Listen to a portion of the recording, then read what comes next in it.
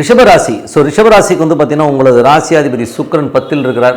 அது முதல்ல என்ன ஆகும்னா, நிறைய கிரகங்கள் 10ல் இருக்கும்போது, யாரோ வயதானவர்கள் இருந்தாலும் அவங்களுக்கு கொஞ்சம் கேர் எடுத்து பார்க்கக்கூடிய ஒரு சூழ்நிலையை கண்டிப்பாக ஏற்படுத்தும். 10ங்கிறது ஒரு கர்மஸ்தானம். அதனால் கொஞ்சம் கேர் எடுத்து பார்க்கணும். அதுக்கப்புறம் பார்க்கும்போது 6ஆம் அதிபதி 10ல் இருக்கும்போது தொழில் ரீதியான விஷயங்களில் பார்த்திங்கன்னா, நிறைய கொஞ்சம் கடன் வாங்குற மாதிரி சூழ்நிலைகள், கடன் கேட்டிங்கன்னா கிடைக்கிறதுக்கான வாய்ப்பு எல்லாமே ரொம்ப நல்லாயிருக்கு. அதுக்கப்புறம் உங்களுக்கு 2, 5ஆம் அதிபதியான புதன் 10ல் இருக்கும்போது தொழில் ரீதியான விஷயம்லாம் கொஞ்சம் கேர்ஃபுல்லாக இருக்கணும்.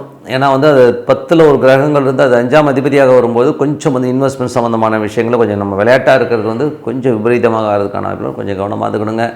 அதுக்கப்புறம் உங்களுக்கு 3ஆம் அதிபதி முதல் 2 நாட்கள் கொஞ்சம் செலவுகள் இருந்தாலும் அதுக்கப்புறம் எல்லாமே லாபமாக வரும். உங்கள் முயற்சியில் ஒரு பெரிய வெற்றிகள் கிடைக்கிறதுக்கான வாய்ப்பும் ரொம்ப நல்லா இருக்குங்க.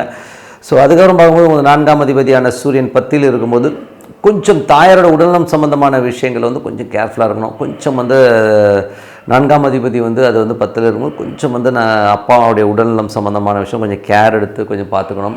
மற்றபடி பார்த்திங்கன்னா உங்களுக்கு உங்களுடைய 6ஆம் அதிபதியான சுக்கிரன் 10ல் இருக்கும்போது தொழில் ரீதியான விஷயங்களில் கொஞ்சம் லோன்ஸ் இருந்தாலும் அது கேட்டவுடனே கிடைக்குமானா கண்டிப்பாக கிடைக்கிறதுக்கான வாய்ப்புலாம் ரொம்ப நல்லாயிருக்கு. 7ஆம் அதிபதியான செவ்வாய் அவரும் 10ல் இருக்கும்போது தொழில் ரீதியான விஷயங்களை ஒரு எக்ஸ்போசருக்காக ரொம்ப மெனக்கெடுவீங்க.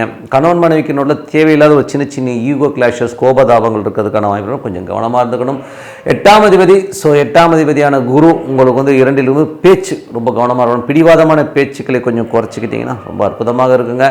மற்றபடி பார்த்திங்கன்னா உங்களுக்கு 9 மற்றும் 10ஆம் அதிபதியான சனி 11ல் இருக்கும்போது தந்தையால் நல்ல லாபங்கள், வேலை விஷயங்கள், தொழில் ரீதியான விஷயங்கள் பெரிய லாபங்கள் வருவதற்கான வாய்ப்புகளுமே ரொம்ப நல்லா இருக்குங்க.